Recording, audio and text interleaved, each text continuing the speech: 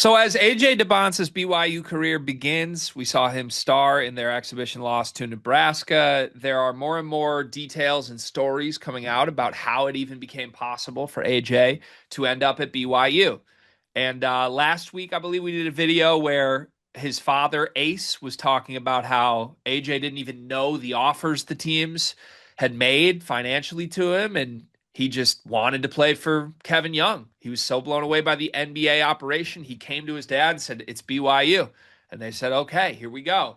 Well, we have a new article courtesy of the Washington Post that details some more on the lead up to the Dybantsa family choosing BYU, what it was like when they visited, as Kevin Young had just become BYU's head coach, some conversations they had behind the scenes while he was at Utah Prep.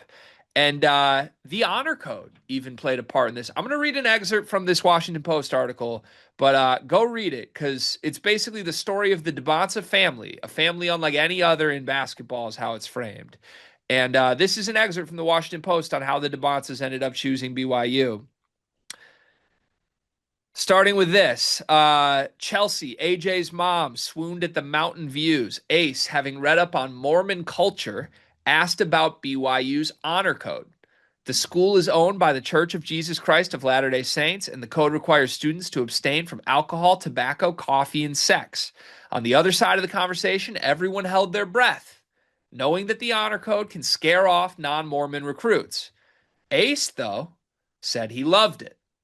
They laughed. But if AJ had laughed too, it was from 700 miles away in Napa, and it wasn't about some honor code. He hadn't made the trip with his parents. Ace made it very clear from the start. If you want my son, you have to go through me first. End quote. The implication here being, number one, Mormon culture, quote unquote Mormon culture, and the honor code was actually appealing to the Dybantsa family as a destination for AJ. And number two, maybe contrary to what was reported last week or said from Ace himself, AJ wasn't all that involved in the conversations here. I mean, Ace framed it as AJ came to me and said it's Kevin Young. The Washington Post is framing it as Ace Dybantsa and family, his wife, chose a destination for AJ while AJ was 700 miles away in Napa. So read the full article, draw your own conclusions. But the idea that Ace Dybantsa loved the honor code, views this as the destination for AJ and helped get AJ to it.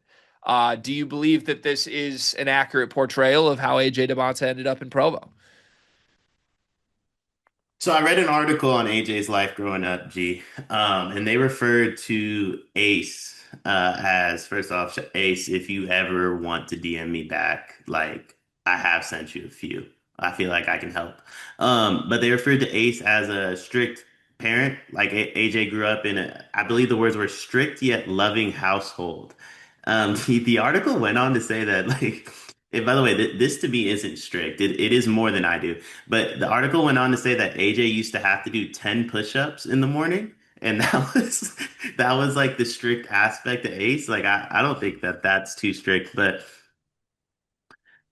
I don't think it's that far off as like we might think it is, to be honest with you. I could see like Ace wanting his son in that environment. I actually don't think it's a bad thing. I think so many 19, 20-year-olds. Because like the way I view AJ Dybantsa, by the way, like I'm not viewing AJ Dybantsa as like a college athlete.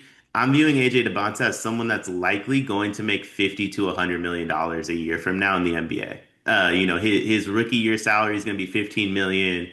When you factor in endorsements, I think he's going to push that $50 million range. And honestly, depending on the college season he has, like I wouldn't be shocked if he gets up to like what Steph Curry and all them make off the court too.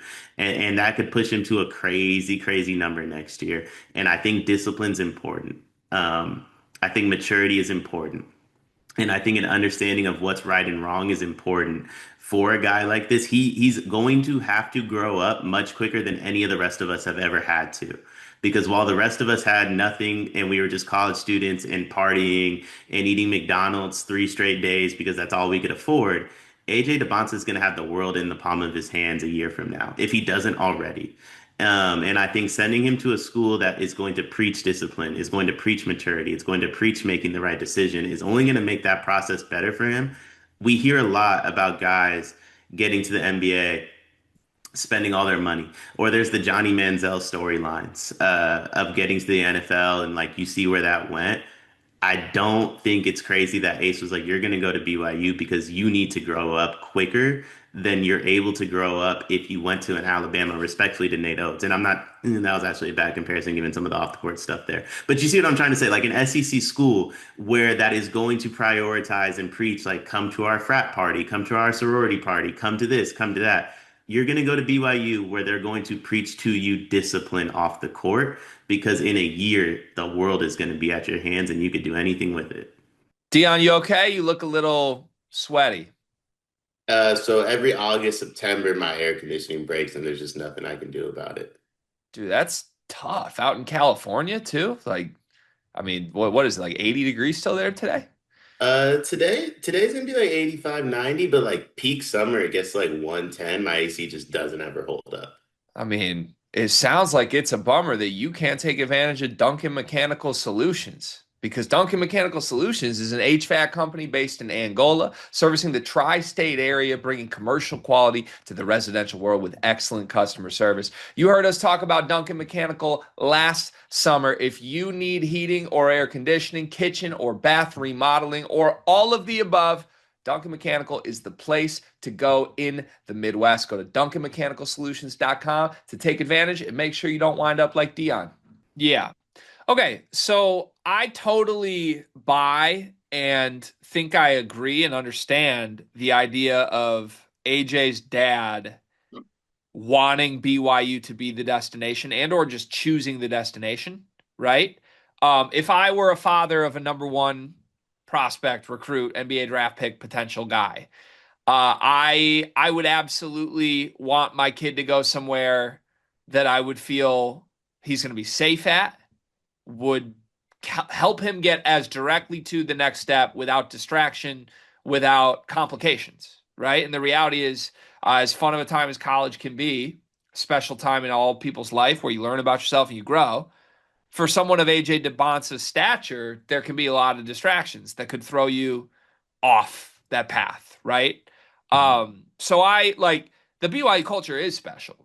And I don't even know if the quote unquote Mormon culture is the appropriate term. That's what the Washington Post wrote, Mormon culture. Um, to me, I don't even understand the depths of Mormon culture, so I'm not going to speak on it. I understand what BYU's culture is from covering it for the last 2 years, and it's just a community full of people that have the right values, that love each other, love their sports teams, that have a reputation for being one of the most supportive groups of people you could find on a college campus anywhere. That alone would be enough to make me want to send my son there if I'm Ace Dybantsa. The the like he loved the honor code part makes me chuckle. Like I'm sure that conversation you totally get BYU side of like we have the number one recruit visiting us. This has never happened before. Man, normally we talk about we've got this honor code and five stars are like, okay, I'm going to Kentucky. I'd be afraid to roll that out too to Ace Dybantsa and for Ace instead to be like, I love it. That speaks to how unique the Dybantsa family's approach here, which brings me to the finish line of this whole stance, though. What was this recruitment? I'm happy he's at BYU and this is great, but I mean, we have Ace himself trying to paint the story as like, AJ didn't know anything. He just, he decided he loved Kevin Young. And then the Washington Post story is AJ was miles away while Ace said, I love the honor code. Let's do this. Like, by all accounts, the only thing that is universally accepted here is that AJ was barely allowed to even talk to programs. Ace is more a handler than he is anything else here. And look, usually when the idea of having a handler run your recruitment is involved, usually that leads you to the money. I'm not saying that's what happened here. They certainly have money. There's no shortage of deals that AJ has right now. But it's just unique to me that Ace is his quote unquote handler father and led him to a place that is rooted in the honor code, right? I've never seen that before. I've never seen a handler do anything other than go get the highest offer for his player. And I think that's the accurate portrayal of what happened here. We had this very unique person in Ace Dybantsa that ultimately was who you needed to win over. And BYU institutionally was able to convince him this is the place with the least distractions for your son. And that may have sealed the deal here. I think Ace did the right thing though, Do to be you? honest. And I not to refer like not to like just say what I said before like all over again, but like there's no shortage of money coming AJ's way, you know? And I'm not even saying like BYU didn't offer him the most money. Like we don't know the answer to that. Like I'd say it's likely like bare minimum BYU matched Kentucky, Duke, or whatever other offers they got, right? Or it was in that ballpark range. But there's no shortage of money coming AJ Dybantsa's way. Like he doesn't have to be concerned about how much money he makes as a freshman in college because whatever he makes next year is going to be seven, eight times that. Whatever he makes, I always say this with some of these one and dones. They are 4 years away from signing a 200 to $300 million NBA contract. Whatever they make this year, they will forget they ever had one day.